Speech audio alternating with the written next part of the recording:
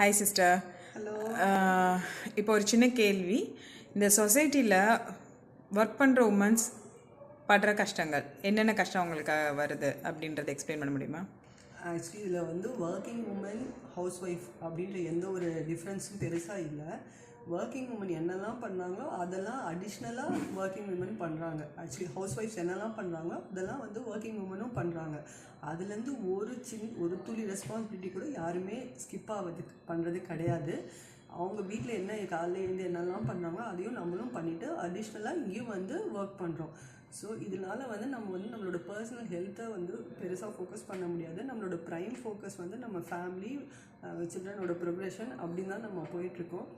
So இது வந்து எப்படின்னா எல்லா ஒர்க்கிங் உமனும் அவங்க வந்து they are working in home and as well in their working spot. அதுதான் வந்து ஃபேக்ட்.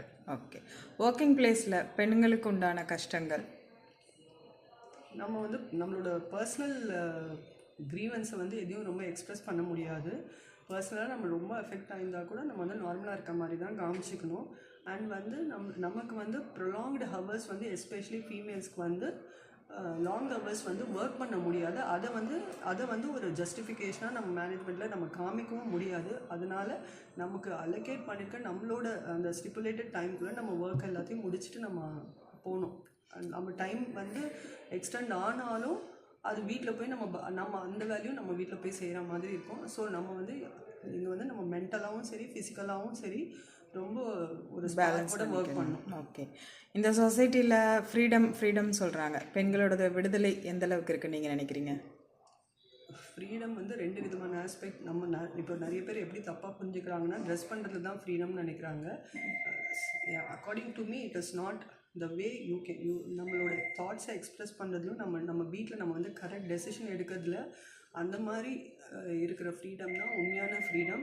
இது வந்து ட்ரெஸ் பண்ணுறது, நைட்டு 11 மணி வரைக்கும் சுற்றுறது, அதெல்லாம் வந்து ஃப்ரீடம்ன்ற ஆஸ்பெக்டில் நம்ம திங்க் பண்ணக்கூடாது. So like our thoughts and our thoughts should be given like what to say should be given more priority. நம்மளோட எண்ணங்களுக்கும் நம்ம வீட்டில் இருக்கவங்க வந்து முக்கியத்துவம் கொடுக்கணும். அதுதான் இப்போ இருக்கிறதுல ஓரளவுக்கு நமக்கு ஃப்ரீடம் இருக்குன்னு தான் நான் ஃபீல் பண்ணுறேன். மென்ஸ் டாமினேஷனுக்கும் உமன்ஸ் டாமினேஷனுக்கும் இப்போ இருக்க சொசைட்டியில் உங்களுக்கு டிஃப்ரென்ஸ் தெரியுதா முன்னாடி இருந்ததை விட? Men's domination it is always been there. It is always been there, even it is existing now. அது வந்து நம்ம வந்து இப்போ என்னென்னா நம்ம வந்து அதை வந்து ப்ராப்பரான விஷயங்களுக்காக நம்ம வந்து எடுத்து சொல்லும் போது ஓரளவுக்கு ஜென்ஸ் புரிஞ்சுக்கிறாங்கன்னு தான் நினைக்க முடியும். சில விஷயங்களுக்கு நம்ம வந்து அவங்கள சார்ந்து தான் இருக்கிறோம். இப்போ ஒரு நம்ம சொசைட்டி வந்து அந்தளவுக்கு வந்து எல்லாத்தையும் எடுத்து போட்டுட்டு போகிற மாதிரி தோணலை எனக்கு. ஓகே, இந்த கால பெண்களுக்கு உங்களோட அட்வைஸ், யங்ஸ்டர்ஸ்க்கு உங்களோட அட்வைஸ் எப்படி இருக்கணும்னு நீங்கள் சொல்லுங்கள். எப்படி இருக்கணும்னா you should be very well educated, should know to handle things independently. உங்களுக்கு கொடுத்துருக்க ஃப்ரீடம் வந்து ப்ராப்பராக யூஸ் பண்ணணும். அது வந்து இம்ப்ராப்பராக யூஸ் பண்ணிடக்கூடாது. நம்ம வந்து அதோட ஒரு பெரிய இது வந்து எல்லா விஷயத்தையும் பகுத்தறிஞ்சு நம்ம வந்து திங்க் பண்ணி டெசிஷன் எடுக்கணும். எடுத்தங்கவுத்துன்னு எதையும் முடிவு பண்ணக்கூடாது. ஸோ அதுதான் நம்ம குழந்தைகளுக்கும் நம்ம கற்றுக் கொடுக்கணும். தேங்க்யூ.